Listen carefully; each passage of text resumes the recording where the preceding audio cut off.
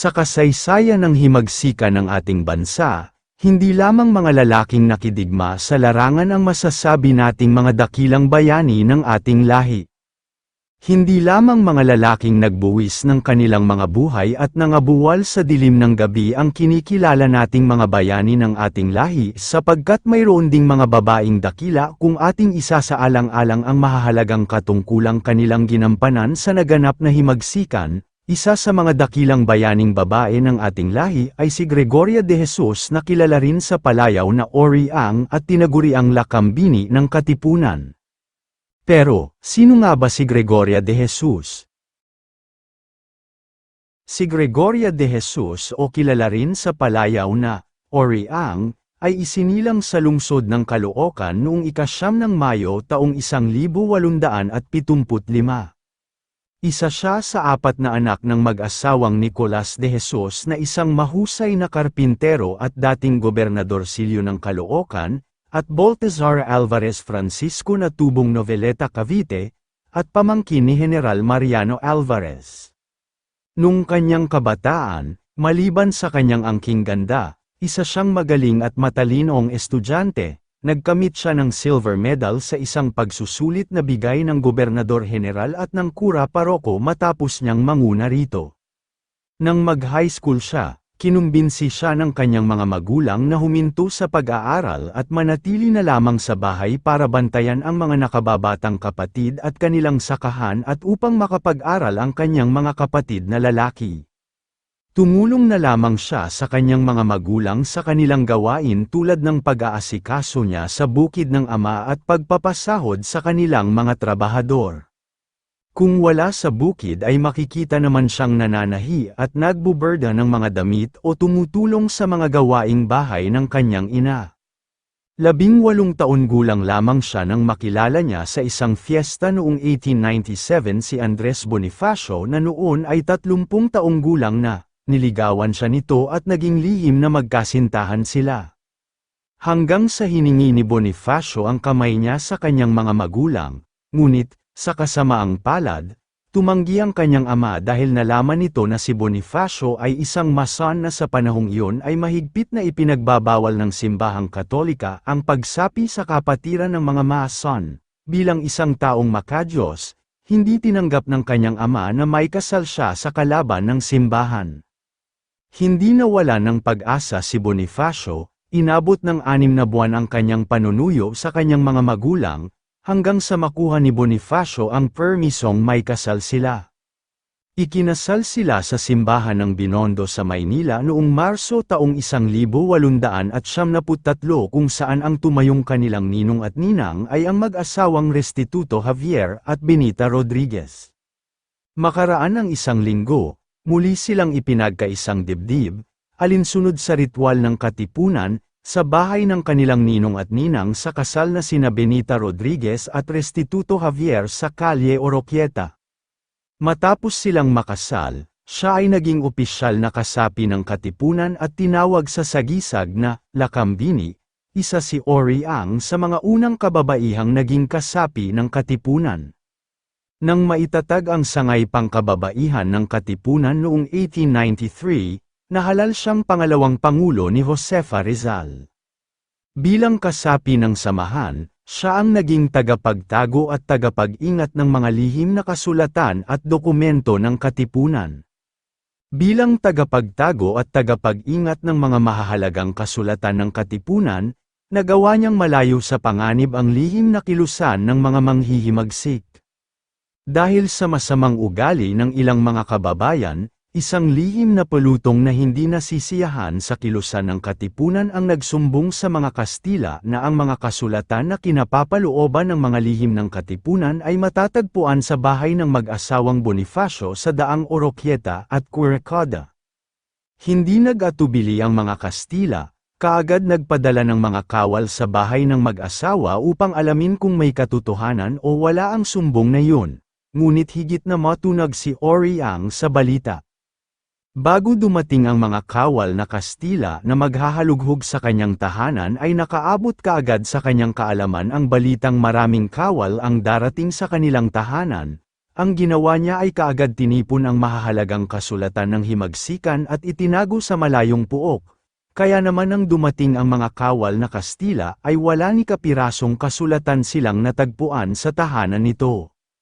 Maliban sa pagiging tagapagtago ng mga dokumento ng katipunan, may pagkakataon ring nagpupuslit rin siya ng mga baril, sandata at bala raw na maaaring magamit ng mga katipunero. Tinahi din niya, kasama ni Benita Javier, ang unang watawat ng katipunan na binubuo ng pulang tela na may 3 puting paalang na letrang K. Siya rin ang namahala sa pagpapakain at pagpapagamot sa mga kasapi ng katipunan na minalas na nasusugatan. Natuto rin siyang sumakay sa kabayo at humawak ng sandata at makipaglaban sa mga kaaway. Makalipas ang 1 taon, noong Disyembre taong 1895 ay ipinanganak niya sa bahay ng kanyang mga magulang sa Caloocan ang kanilang nag-iisang anak ni Andres na pinangalanan nilang Andres Jr. 2 buwan pagkatapos manganak, nadatnan niya at ng kanyang asawang si Andres ang kanilang bahay sa dulong bayan, Santa Cruz sa Maynila na nasusunog. Dahil dito, kinailangan nilang magpalipat-lipat ng tirahan at makitira sa bahay ng mga kaibigan at kamag-anak. Matapos lamang ang ilang buwan, binawian ng buhay ang kanilang nag-iisang anak dahil sa bulutong, sa bahay ng ninong ng kanilang anak na si Pio Valenzuela sa Calle Lavezares sa Binondo sa Maynila.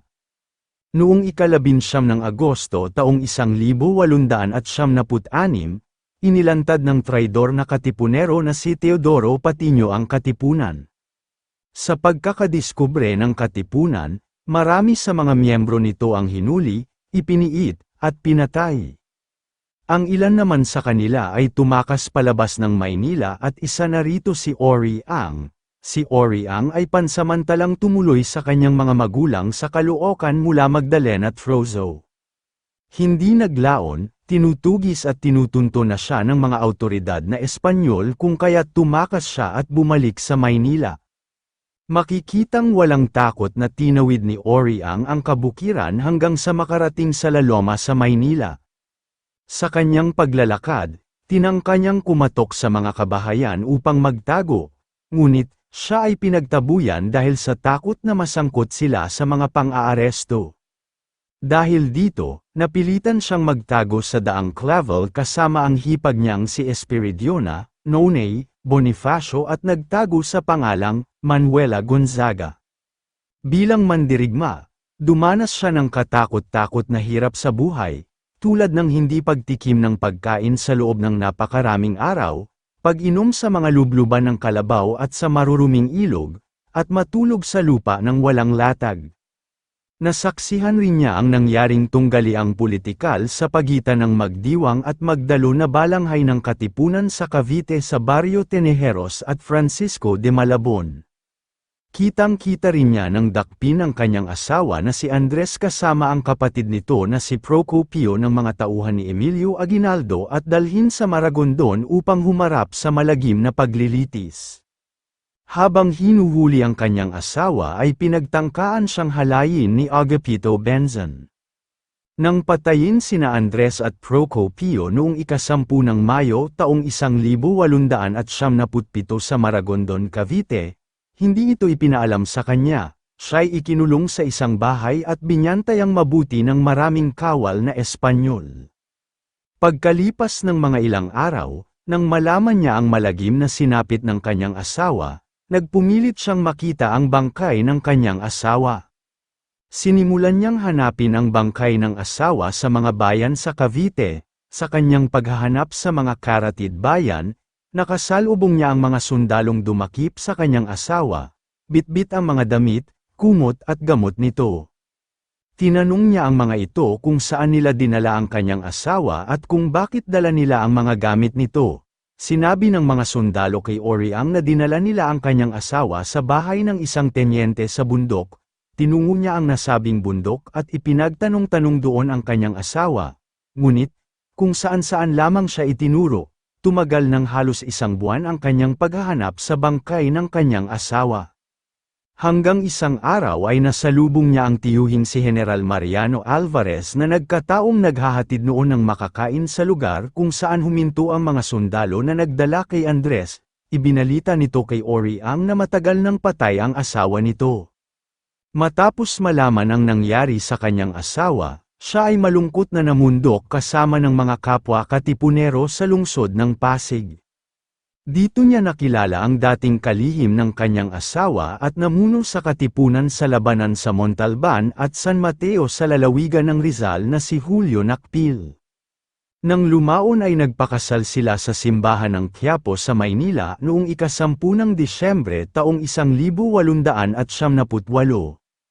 Sa kanilang pagsasama, nagkaroon sila ng 8 anak, kung saan ang 2 ay namatay, at 6 ang nabuhay kabilang dito sina Juan, Julia, Francisco, Josefina, Mercedes, at Caridad.